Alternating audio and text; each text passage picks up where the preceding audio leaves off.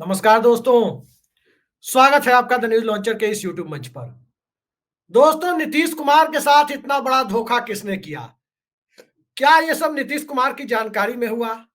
क्या इस बार कोई चिराग मॉडल चला?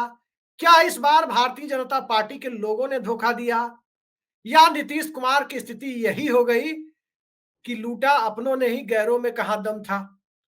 आखिर वो कौन सी परिस्थितियां थी जब नीतीश कुमार के पिक एंड चूज कैंडिडेट को चौथे नंबर पर जाना पड़ा? वो कौन सी परिस्थितियां थी जब नीतीश कुमार की पार्टी के सांसद एक तरफ संजय झा के आवास पर अमित शाह के साथ बैठे हुए थे? उस वक्त नीतीश कुमार के लिए बिहार से अच्छी खबरें नहीं आ रही थी। क्या जनता दल यूनाइटेड के अंदर ही अब नीतीश कुमार से आगे देखने की सोच विकसित हो रही है?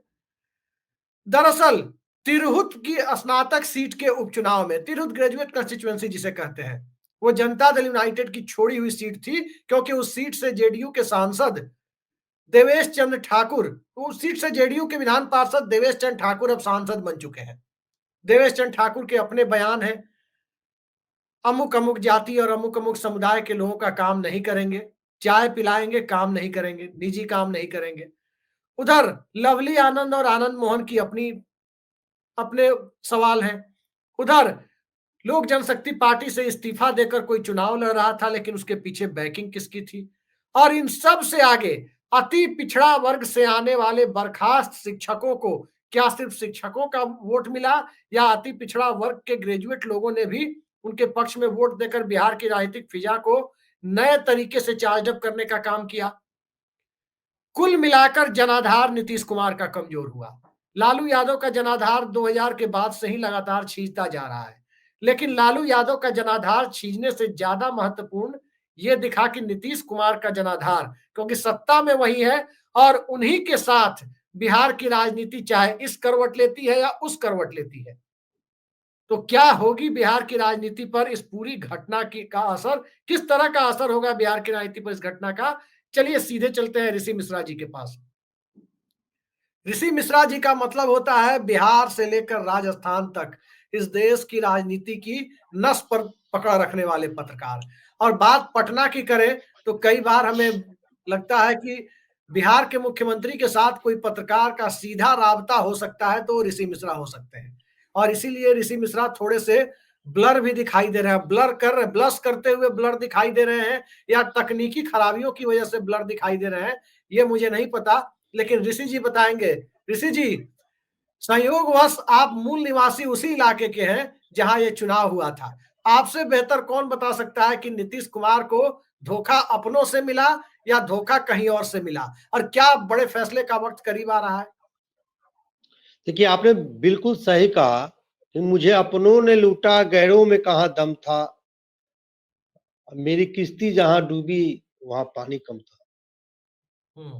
सवाल ये उठता है कि अभिषेक झा एनडीए के प्रत्याशी थे? क्या अभिषेक झा जेडीयू के प्रत्याशी थे? क्या अभिषेक झा नीतीश कुमार द्वारा हैंडपिक्ड उम्मीदवार थे? क्या अभिषेक झा देवेश चंद्र ठाकुर द्वारा हैंडपिक्ड उम्मीदवार थे? इन तमाम सवालों का जवाब एनडीए के उन तमाम नेताओं को देना होगा, जेडीयू के उन तमाम नेताओं को देना होगा, देवेश चंद्र ठाकुर को देना होगा, जिन्होंने अभिषेक झा जैसे अभिमन्यु तेज तरार प्रवक्ता, एक उज्जवल भविष्य था उस युवक का, और उसको उस चक्रव्यूह में इन तमाम लोगों ने मिलकर हत्या किया है। सॉरी, राजनीतिक रूप से परास्त किया है। इसका जवाब एनडीए के नेता देंगे, नीतीश कुमार देंगे, देवेश चंद्र ठाकुर देंगे। नंबर वन सवाल, मेरा सबसे बड़ा सवाल ये है कि ये अभिषेक झा जेडीयू के उम्मीदवार थे, एनडीए के उम्मीदवार थे, तो जेडीयू और एनडीए के तमाम नेता कहां थे? अब मैं एक एक एग्जाम्पल देता हूं आपको। इस प्रकार के चुनाव में जेडीयू में दो ऐसे नेता हैं जिनको महारत हासिल है, एक देवेश चंद्र ठाकुर और दूसरा दिनेश सिंह। दिनेश सिंह जेडीयू के एमएलसी है, उनकी पत्नी बीना देवी एलजेपी से सांसद है, एलजेपी एनडीए का हिस्सा है। आपने पूरे चुनावी प्रोसेस में आपने देखा कि दिनेश सिंह कहीं इस चुनाव में इन्वॉल्व थे या बीना देवी इस चुनाव में इन्वॉल्व थी? या एलजेपी के तमाम बड़े नेता, मैं चिराग पासवान से लेके जीताराम मांझी से लेके उपेंद्र कुशवाहा के ही प्रोडक्ट है अभिषेक झा। जेडीयू से पहले रालोसपा में रहे हैं। उपेंद्र कुशवाहा ने कितना ताकत लगाया अभिषेक झा के लिए। फिर ये सवाल तो भी नीतीश कुमार को उन नेताओं पे कार्रवाई करना होगा ना, कि यदि नीतीश कुमार द्वारा या जेडीयू के वो अधिकृत उम्मीदवार थे, एनडीए को अधिकृत उम्मीदवार थे, एनडीए को माइनस कीजिए, सिर्फ मैं आता हूं सिर्फ जेडीयू पे। यदि वो जेडीयू के अधिकृत उम्मीदवार थे तो जेडीयू के तमाम नेता क्या अभिषेक झा के पीछे खड़े थे, या सिर्फ देवेश चंद्र ठाकुर के सहारे अभिषेक झा को छोड़ दिया गया? और लोकसभा चुनाव जीतने के बाद जिस प्रकार से एग्रेसिव अप्रोच खास 2-3 समाजों के लिए देवेश चंद्र ठाकुर ने अपनाया और जो बयान उन्होंने दिया, उसका भी नुकसान अभिषेक झा को हुआ है। देवेश चंद्र ठाकुर के उभरते राजनीतिक कद और अभिषेक झा के नाम पे आम सहमति न बनाना, क्या मैं समझ नहीं पा रहा हूं कि ये जेडीयू के तमाम नेताओं द्वारा परामर्श के बाद अभिषेक झा को चुना गया था, या देवेश चंद्र ठाकुर ने खुद से हैंडपिक किया था? आप देखिए मुजफ्फरपुर, तिरहुत में शिवहर लोकसभा क्षेत्र आता है, सीतामढ़ी, मुजफ्फरपुर, वैशाली। आप देखिए आनंद मोहन या उनकी पत्नी कहाँ थी? मुजफ्फरपुर के जो सांसद हैं और केंद्रीय मंत्री हैं, आनंद मोहन का तो बयान भी आया था कि उस उम्मीदवार से वो असहमत दिख रहे थे। मैं आगे बताऊंगा ना आपको। मुजफ्फरपुर से जो सांसद है राजभूषण निषाद, वो कहाँ थे? पंखा का उद्घाटन कर रहे थे। वैशाली से जो सांसद थी बीना देवी, वो कहाँ थी? आज तो बयान आया है बजाबते, आप बिहार के अखबारों को आप देख लीजिए जी। बजाबते बीजेपी के जो विधायक है राजू सिंह, जो साहिबगंज से विधायक है, उनका बयान आया है कि जेडीयू का घमंड टूटा है। ये कौन सा गठबंधन है जहां आपके गठबंधन के इंपोर्टेंट एलाइज बीजेपी के विधायक कहते हैं कि जेडीयू का घमंड टूटा है? उनको छोड़ दीजिए, जेडीयू के नेता आनंद मोहन, यदि आनंद मोहन को की पत्नी को आप जेडीयू में मानते हैं, जेडीयू की सांसद भी है, तो आनंद मोहन खुद जेडीयू में है। आनंद मोहन का बयान आया है कि जेडीयू का तिरहुत में घमंड टूटा है। तो ये कौन सा आप चुनाव लड़ रहे थे? आपके तमाम नेता में कोई तालमेल नहीं था, ना कोई कोऑर्डिनेशन था, बिखरा हुआ पूरा प्लॉट था, और आपने अभिषेक झा को वहां पे शिकार बना लिया।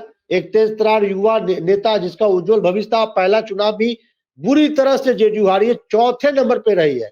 और बंशीधर ब्रजवासी के लिए मैं तो ये कहूंगा अभिषेक जी, न चर्चा न पर्चा न खर्चा, चुनाव जीत गया बच्चा, चुनाव जीत गया बच्चा। पाठक ने जिन्हें बर्खास्त किया टीचर पद से, वो लगता है कि उनको एमएलसी बनाने के लिए लिखा हुआ था, उनके नसीब में था कि बर्खास्त करेंगे और आप चुनाव लड़ेंगे। आप देखिए ना, न इस व्यक्ति का कोई चर्चा था, न कोई पर्चा दिखा, पूरे तिरहुत में कहीं न पर्चा दिखा, न इस व्यक्ति ने कोई खर्चा किया।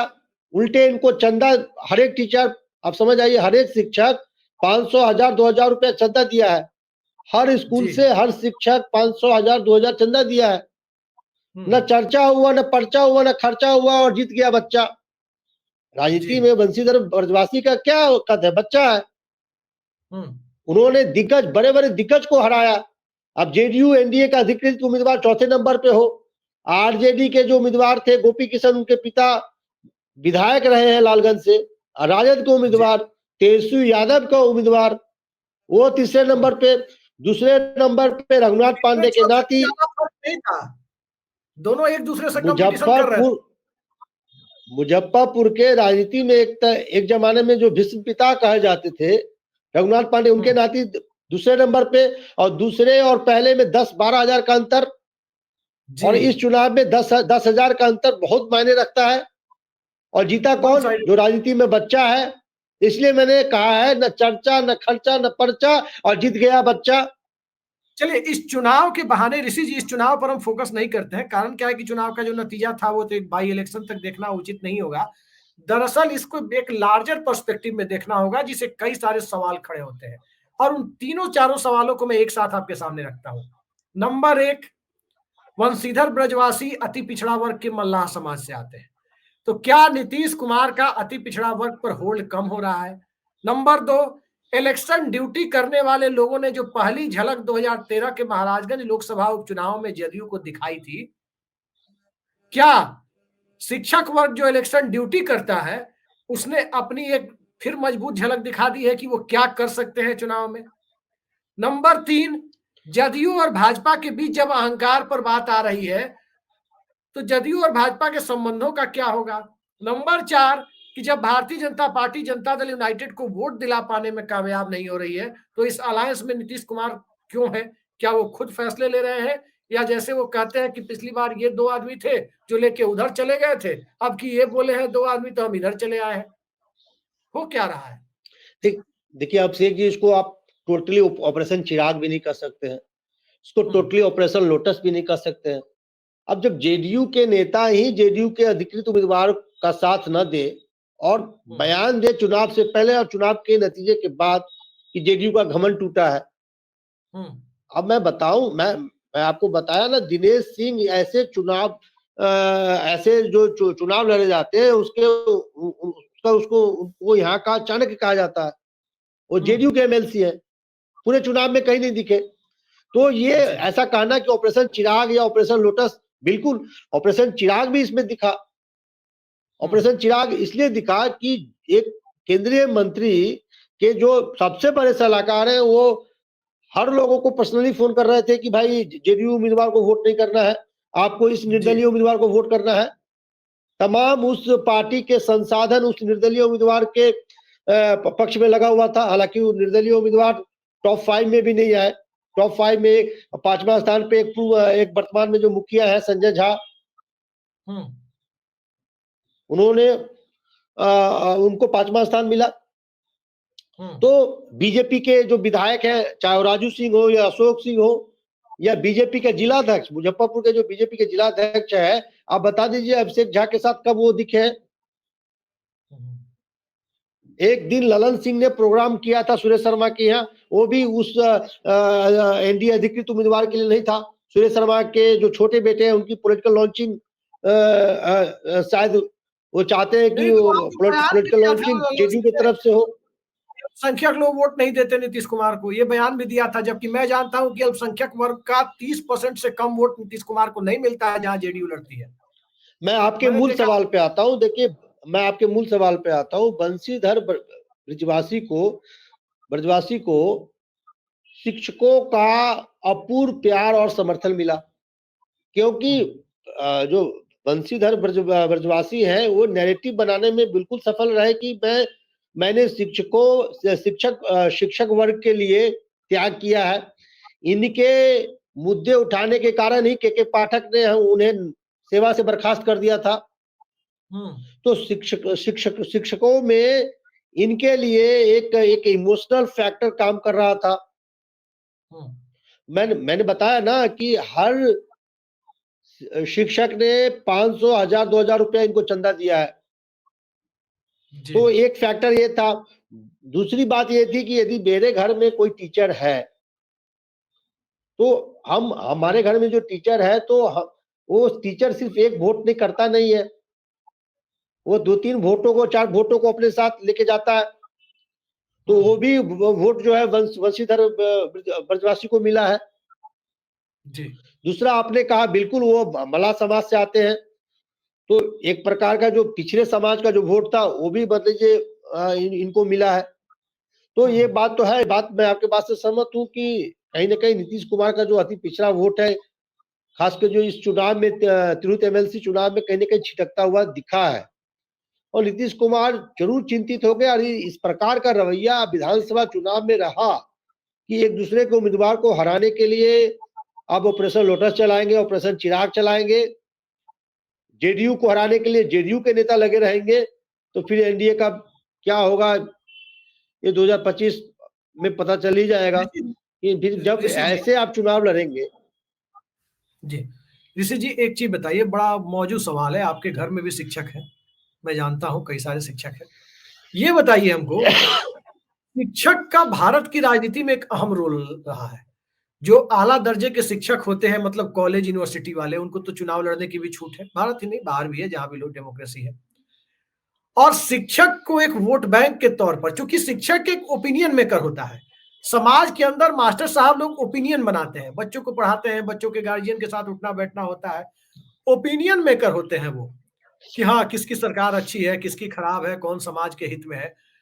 जगन्नाथ मिश्रा और चंद्रशेखर सिंह, लल्लू बाबू, दो ऐसे मुख्यमंत्री माने जाते थे, जगन्नाथ मिश्रा और चंद्रशेखर सिंह, जिनके बारे में कहा जाता है कि शिक्षकों को एक वोट बैंक के तौर पर, ओपिनियन मेकर के तौर पर कैसे अपने पक्ष में इस्तेमाल किया जाता है, उसका उन्होंने बखूबी प्रदर्शन किया। ये दिखा था। लालू यादव से लेकर चाहे दूसरे राज्यों में भी देखे, शिक्षकों को कोई नाराज नहीं करता। अब शिक्षकों की जगह ले ली है पारा शिक्षकों ने, नियोजित शिक्षकों ने। नियोजित शिक्षकों को जो वेतनमान, जितनी उनकी डिमांड है, उतनी दे पाने की स्थिति में राज्य सरकार है नहीं।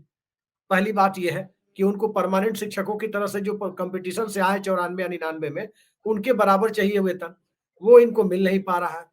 नाराजगी बढ़ती जा रही है।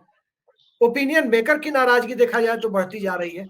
क्या आपको लगता है कि जब राजनीतिक पार्टियां लालू यादव और नीतीश कुमार के आगे विकल्प दे पाने की स्थिति में नहीं है, तो कहीं ऐसा तो नहीं कि समाज का एक बेहद जागरूक वर्ग, जैसे शिक्षक हुआ या दूसरे वर्ग हुए, उसमें भी अति पिछड़ा समाज से आने वाला, बिहार में खुद ही विकल्प की तलाश में लग गया है? जैसे दिल्ली में आपने देखा, शीला दीक्षित का विकल्प बीजेपी से जो भी आता था फेल हो जाता था। जनता को विकल्प चाहिए था, लेकिन भाजपा दे नहीं पाती थी। लेकिन जनता ने अरविंद केजरीवाल के रूप में विकल्प ढूंढ लिया। क्या लगता है कि बिहार में जन सुराज आई, जब चुनाव में कामयाब नहीं हुई, अब उनके कैंडिडेट भी आए, लेकिन उनके कैंडिडेट भी कामयाब नहीं हुए यहां भी। लेकिन अब जनता क्या वाकई नए तरीके के विकल्प की तरफ जा रही है, जो लालू नीतीश से लेकर भाजपा तक सबके लिए अलार्मिंग स्थिति है? देखिए, राजनीति में वही फतह करता है, वही उन्हीं के सर पे ताज मिलता है जो कहीं न कहीं एक नैरेटिव बनाने में सफल होते हैं। और बंशीधर ब्रजवासी इस चुनाव में एक नैरेटिव बनाने में सफल रहे कि शिक्षकों के साथ अन्याय हो रहा है, शिक्षकों के साथ हर दिन कुछ न कुछ प्रयोग हो रहा है। आप देख लीजिए, मैं जहां तक समझता हूँ, शिक्षक वर्गों में पॉलिटिकल सिस्टम के प्रति नाराजगी नहीं है, क्योंकि नीतीश कुमार तेजस्वी यादव के कार्यकाल में ही जो बहाली हुई है, मतलब 2-2.5 लाख टीचरों की जो बहाली हुई है, तो ये बात तो आपको मानना होगा कि भाई इन लोगों को नौकरी किसने दिया? नीतीश कुमार ने दिया। लेकिन जो ब्यूरोक्रेसी का जो सिस्टम है, के पाठक के समय में मतलब जितना प्रयोग किया गया, आज के पाठक ने कोई निर्देश जारी किया है, वो कल खुद के पाठक या विभाग ने उस निर्देश को वापस ले लिया। जिस प्रकार से आपने शिक्षकों के इमोशन के साथ खेला है, ठीक है, आप जो पहले सैलरी मिलता था 90 के दशक में, वो सैलरी आप नहीं दे रहे हैं, वो वेतनमान नहीं दे रहे, लोग कह रहे चाइनीज वेतनमान है ये। मैं जब बिहार मुजफ्फरपुर जाता हूँ तो कई हमारे शिक्षकों टीचर हैं, उनसे मेरी बातचीत होती है, बोलते हैं ये चाइनीज वेतनमान है। तो आप ये देखिए, अभी ठंड का मौसम है, हालांकि आप टाइमिंग में चेंजिंग आया है, 5 बजे तक आपको स्कूल में रहना होता था। यानी जो 5 बजे स्कूल से जो शिक्षक छूटेगा, आदि 20-25 किलोमीटर 30 किलोमीटर के दूरी पे है, तो घर आते आते 7 बज जाता है, अंधकार हो जाता है। और तब जब वो शिक्षक महिला हो, तो तमाम चीजों का, तमाम जो ये ऐसी जो चीजें हैं जिसका सामना शिक्षक वर्ग को करना पड़ता था, जिसके कारण शिक्षकों में सरकार और ब्यूरोक्रेसी को लेकर काफी नाराजगी थी, और इसका फायदा बंशीधर ब्रजवासी को मिला।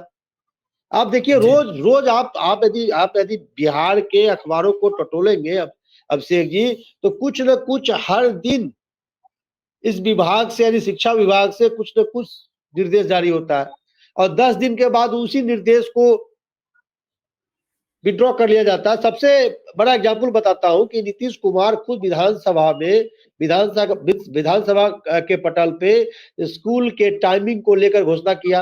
नीतीश कुमार ने बहुत चालाकी कहिए, चालाकी शब्द इस्तेमाल करना ठीक होगा, ये हमें तो मालूम ही नहीं था कि स्कूल की टाइमिंग 9 से 5 है, और टाइम ड्यूरेशन घटा दिया गया।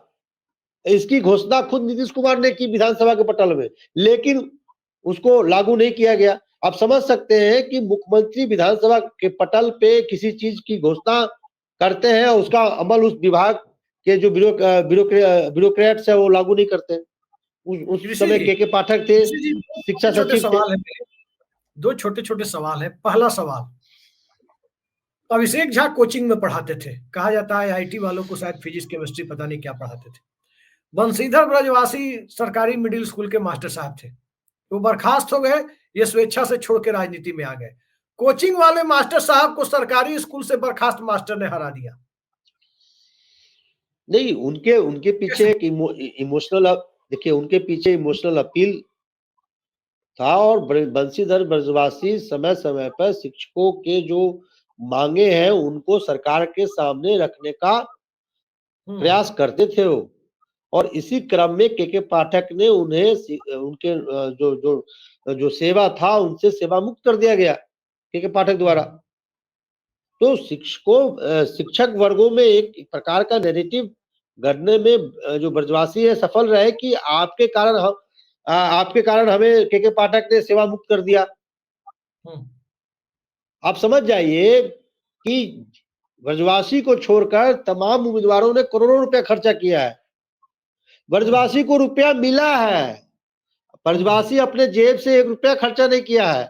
आप समझ सकते हैं कि अभिषेक झा यदि बीपीएससी वाले को या फिजिक्स केमिस्ट्री जो भी पढ़ाते होंगे, लाखों में सैलरी होगा, और ब्रजवासी का सैलरी 1500 से स्टार्ट ही हुआ था। 2005 की बहाली थी, ये नियोजित शिक्षक है, शिक्षा मित्र है, 1500 में इनकी बहाली हुई थी। 1500 वालों ने 15 लाखों वालों को पटकनी दे दिया। हालांकि ब्रजवासी भी दूध के धुले हुए नहीं है, ये भी बहुत चालाक है, इनके भी बहुत से इनसाइड स्टोरी है। जो एक बात मैं आपको बता दूं, नोट कर लीजिएगा, जो कोई भी समाज का या वर्ग का रहनुमा बनता है, वही रहनुमा उस समाज और वर्ग का सबसे बड़ा शोषक होता है। तो महिला उत्थान की बात करता है, आप सुन लीजिए, मैं एक एमएलसी का कहानी बता रहा हूँ, नाम नहीं बताऊंगा। उस एमएलसी को मैं बहुत नजदीकी से जानता हूँ। वो एमएलसी को मैंने देखा कि महिला उत्थान पे बोल रहे थे, और सबसे बड़े शोषक महिलाओं के सबसे बड़े शोषक क्या कहें हम, आगे हमारा नहीं कह सकता हूँ। तो जो वर्ग, जो नेता जो अपने आप को उस वर्ग और समाज का पुरोधा मानता है, कहीं न कहीं वही नेता उस वर्ग और समाज का शोषक भी होता है। 1-2 एग्जाम्पल है ऐसे, जो पाक साफ है, ईमानदार है, लेकिन एवरेज ऐसे ही निकलते हैं। कल लालू यादव ने, मैं एक बात करके खत्म करूंगा, लालू यादव ने नीतीश कुमार को लेकर कह दिया कि ये महिला यात्रा पे निकल रहे हैं, ये नैन सूख करने जा रहे हैं, नैन सेकने जा रहे हैं। आज अब मैं अखबार देखा बिहार का, तमाम उन नेताओं का बयान है जिसका कहीं न कहीं खुद का जो कैरेक्टर है वो पाक साफ नहीं है। उनका बड़ा बयान मैं आज देखा हूँ। नहीं, ये तो होता है राजनीति में, बड़े बड़े बयान देने वाले लोग अपने दामन में झांक कर नहीं देखते। लेकिन ऋषि जी, आखिरी सवाल पर हम आ रहे हैं, सीधा जवाब हमें दीजिए, क्योंकि जनता दल यूनाइटेड के अंदरूनी सूत्रों ने मुझे बताया, जैसे ही ये चुनाव का नतीजा आया उसके बाद मुझे बताया गया कि बड़े फैसले, जेडीयू में बड़ा फैसला होने जा रहा है पार्टी के अंदर। मनीष वर्मा वाला आपने देखा है कि उसको लेकर भी बताया जा रहा है नीतीश कुमार नाराज है। ये बड़ा फैसला किस रूप में होगा, क्योंकि एक से एक बयान बहादुर है। ललन सिंह जाके मुजफ्फरपुर में बोल दिए कि अल्पसंख्यक लोग वोट नहीं देते, फिर भी काम करते हैं। देवेश चंद्र ठाकुर के बयान पर तो आपको मालूम ही है कि मुस्लिम यादव का काम वो नहीं करेंगे। ठीक इसी तरह से आनंद मोहन, लवली आनंद चुनाव लड़ रही थी तो आनंद मोहन बोले थे कि किस किस जाति के दरवाजे पर नहीं जाएंगे वोट मांगने। तो जनता दल यूनाइटेड ये बिग बॉस का घर बनता जा रहा है, कितना बड़ा फैसला लेंगे नीतीश कुमार? देखिए, एक तो जो रिजल्ट आए हैं उस पे नीतीश कुमार को चाबुक चलाना होगा। जिन नेताओं के कंधे पे चुनाव जिताने की जिम्मेवारी थी उनसे सवाल जवाब जरूर होना चाहिए, और किसी भी व्यक्ति ने पार्टी लाइन को लांघा है तो नीतीश कुमार की जिम्मेवारी बनती है कि उन पे कार्रवाई करे। एक दूसरा, देवेश चंद्र ठाकुर के बयान को लेकर आपने कहा, तो उसी समय नीतीश कुमार ने आनंद फानन में देवेश चंद्र ठाकुर को पटना बुलाया था और देवेश चंद्र ठाकुर को यह सलाह दिया था कि आप ऐसे बयान भविष्य में नहीं देंगे। नंबर 3, संजय झा और मनीष वर्मा का जो झगड़ा है, संजय झा कई महीनों से प्रयास में थे कि इस मनीष वर्मा का प्रोग्राम दरभंगा और मधुबनी में ना हो। दरभंगा मधुबनी की जो टीम है, उसके जो जिला अध्यक्ष है, डायरेक्ट मनीष संजय झा से गाइड हो रहे थे। कई बार प्रोग्राम को कैंसिल करना पड़ा है, और यदि संजय झा मनीष वर्मा के यात्रा को कैंसिल कराने में सफल रहे हैं, तो बिना कई नीतीश लोग कुमार के कहते हैं, आशीर्वाद से। कई लोग कहते हैं कि दरभंगा मधुबनी के मुख्यमंत्री कहे जाते हैं संजय झा। नहीं, तो सवाल ये उठता है कि मनीष वर्मा जैसे नेता पार्टी को एकजुट करने के लिए यात्रा पे थे, ऐसा क्या कारण हुआ कि तमाम जगह वो गए, दरभंगा मधुबनी नहीं गए? दरभंगा मधुबनी में जो शेड्यूल उनका प्रोग्राम था वो बार बार चेंज करना पड़ा, और अंत में ऐसा आया कि संजय झा के निर्देशानुसार प्रदेश अध्यक्ष ने उनकी यात्रा को कैंसिल कर दिया। तो संजय झा की इतनी हैसियत है कि मनीष वर्मा के यात्रा को कैंसिल करा सके बिना नीतीश कुमार के आशीर्वाद के? क्या ये संभव है अभिषेक जी? और कहीं ना कहीं वो मैथिल लोग बहुत तेज होते हैं, कहीं मैथिल दिमाग लगा के नीतीश कुमार को समझाने में जरूर सफल हो गए होंगे कि भाई ऐसे यात्राओं से। ऋषि जी के निजी नहीं विचार है। नहीं, मैंने क्या कहा? ऐसे कहा जाता है ना, बहुत से वर्ग के लिए कहा जाता है कि बहुत इंटेलिजेंट होते हैं। इंटेलिजेंट होना कोई खराब बात है क्या? जैसे कि बात करते हैं आप, तो संजय झा इंटेलिजेंट आदमी है, तो नीतीश कुमार को कन्विंस करने में सफल हो रहे होंगे कि भाई ऐसे यात्राओं से क्या फायदा होगा। और मनीष वर्मा का जो कद जिस प्रकार से बढ़ रहा था जेडीयू में, उससे जरूर संजय झा परेशान थे। तो लेकिन संजय झा उनके यात्रा को ब्रेक लगाने में जरूर सफल हुए। चाहे वो नीतीश कुमार को कॉन्फिडेंस में लिए हैं या नहीं लिए हैं, ये तो नीतीश कुमार बताएंगे, ये जेडीयू के ऑफिशियल नेता बताएंगे। लेकिन कहीं ना कहीं जेडीयू में भी नीतीश कुमार के बाद कौन, इसकी लड़ाई जरूर चरम पे है। एक दूसरे के टांग खींचने में जरूर लगे रहते हैं। देखिए आगे क्या होता है जी। तो जनता दल यूनाइटेड में बड़े फैसले की बात कही जा रही है कि बड़ा फैसला लेंगे नीतीश कुमार, किसी का कद घटाया जाएगा, किसी का बढ़ाया जाएगा। लेकिन इन सब से आगे जो बयान बहादुर है, और उससे भी बड़ी बात गठबंधन के अंदर सहयोग न मिलने की बात है। और कुछ लोग तो गठबंधन की सहयोगी दल में भी यहां तक बातें और चर्चा करते हुए नजर आते हैं कि नीतीश कुमार की सम्मानजनक विदाई का प्लेटफॉर्म जल्द से जल्द तैयार किया जा सकता है। अब सम्मानजनक विदाई क्या होती है? राजनीति में देखा जाता है कि ज्योति बासु को छोड़ दे, ऋषि जी अगर हम सही बोल रहे हो तो ज्योति बासु को छोड़ दे तो राजनीति में किसी को सम्मानजनक विदाई मिलती नहीं है, क्योंकि कोई राजनीति छोड़ना नहीं चाहता और सबकी विदाई अपमानजनक ही होती है। तो ये सम्मानजनक विदाई, आखिर नीतीश कुमार की उम्र नरेंद्र मोदी से कम है। नीतीश कुमार से ज्यादा उम्र दराज लोग मुख्यमंत्री रहे। नीतीश कुमार 73 के हैं, ज्योति बसु 87 साल की उम्र तक मुख्यमंत्री रहे, और तमाम लोग हैं। करुणानिधि को मैंने अपने होशो हवास में कभी खड़े होकर के मुख्यमंत्री पद की शपथ लेते नहीं देखा, उन्हें व्हील चेयर पर ही देखा है जब से मैंने होश संभाला। और उसके बाद मेरे होशो हवास में वो 10 साल मुख्यमंत्री रहे, करुणानिधि। तो सवाल ये उठता है कि आखिर नीतीश कुमार की सम्मानजनक विदाई की पटकथा लिखने वाले लोगों को अंदर खाने जनता दल यूनाइटेड के कुछ लोगों का समर्थन तो नहीं है। इन सब सवालों से नीतीश कुमार को जूझना होगा और इनका रास्ता निकालना होगा, अन्यथा ये पार्टी बीजू जनता दल के रास्ते पर कभी भी प्रस्थान कर सकती है। ऋषि मिश्रा जी, आपने तिरहुत स्नातक सीट के बहाने जनता दल यूनाइटेड के पूरे अंदर खाने की राजनीतिक कलई को जिस ढंग से आपने खोल दिया, धागा खोल दिया पूरी राजनीति का, जिस पर आमतौर पर कोई बोलने से बचता है, निश्चित तौर पर ये आई ओपनर तो नीतीश कुमार के लिए है कि क्या नीतीश कुमार अब भी मुगालते में है या नीतीश कुमार मुगालते से बाहर आ चुके हैं। देखते हैं, सियासत मुगालते में है, नीतीश कुमार मुगालते में है, जनता दल यूनाइटेड मुगालते में है, या बिहार की जनता मुगालते में है। कौन मुगालते में है चुनावी साल में, इसका भी फैसला बहुत जल्द हो जाएगा। ऋषि जी, आपने समय निकाला इस पूरे मामले पर बेहद सारगर्भित तरीके से चर्चा की। बहुत बहुत धन्यवाद आपका। नमस्कार।